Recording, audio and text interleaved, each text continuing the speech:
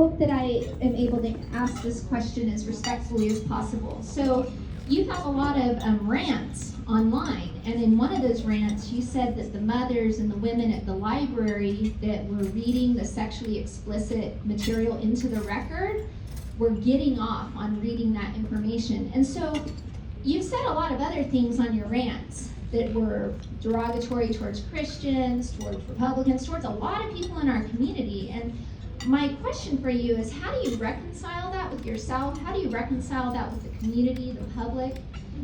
Because a lot of the things that you say up here is quite different from a lot of those things that you're saying on the rants. Thank you so much. Thank you, and I realize that you do concentrate on that, but the job I'm applying for is not a video presenter online. The job I'm applying for is to represent you in the government. I believe in limited government. You think it's funny for me to believe in limited government? I thought we were with Republicans. I believe in limited government, and I believe in private property rights. You got to be very careful when you hear some of the answers here, where people talk about controlling what people can put on their property. Government has powers. These powers are limited. Thank God for that. And my role is to make sure those powers don't get out of hand. You have an issue with me in my private life, you can deal with me privately. That's fine. I'm running for public office here. I'm ready to represent you and your rights. That's my track record on the city council. I'm happy to do that, to defend your rights. Thank you. My question is also for Dan Dugan. And I'm going to say first, before I ask this question, because your private life is actually a big part of your public life, because it's part of your character. So I'm going to say that first before I ask you that question, because it is also about your rants. As you know, I am part of the Kootenai County Republican Central Committee, which you are also on. And on your rants, let me take my glasses off so I can look at my notes. You have called us a white supremacist, nut job, puppets, and racist, and many more mean things. I take that very personally.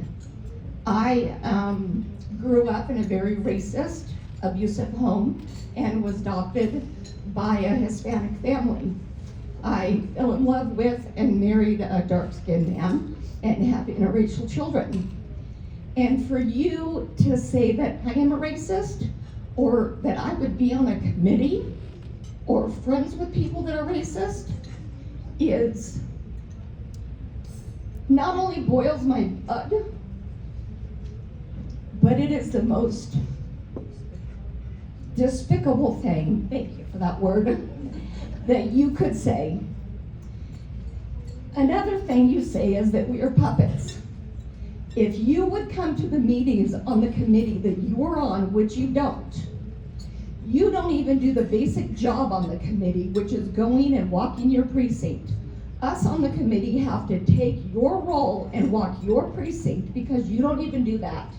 You are on a committee that you don't go to the meetings to. If you did go to the meetings, you would know that Brent facilitates the meetings. I would not be on a committee where somebody told me how to vote. I joined the committee because my son gave his life for this country. And I want to honor his sacrifice and fight for the country that he died for. And the country today is not the country that my son died for. And for you to say that we are nothing but white supremacists on that group and that we are puppets. What's the question? So my question to you is, how do you expect us to believe anything that you say when you so blatantly lie about a committee that you pretend to be on?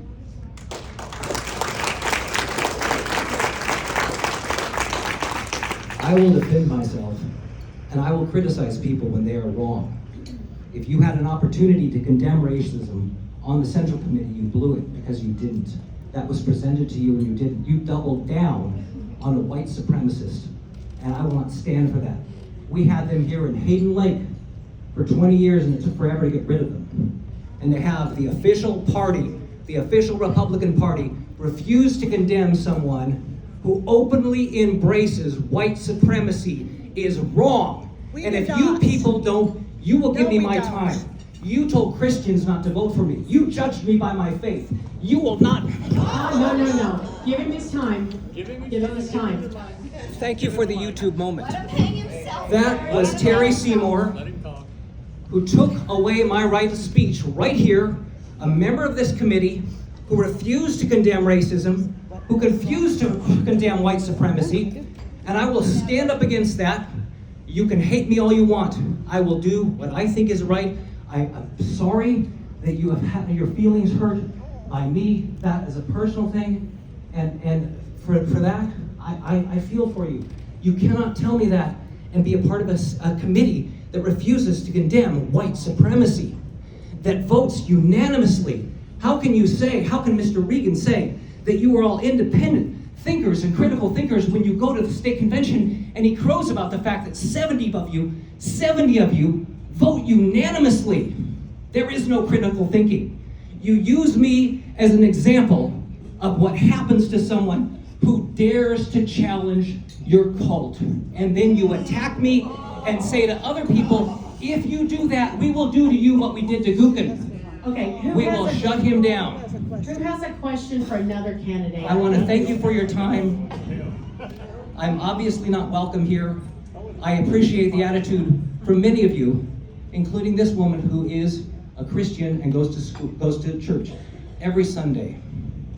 Remember what Christ said about how we treat our enemies. Yes. And what the way you have just treated me. I am not welcome here.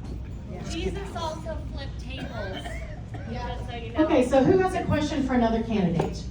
Anita does. Okay, this is completely a different question. It's for Randy Westland.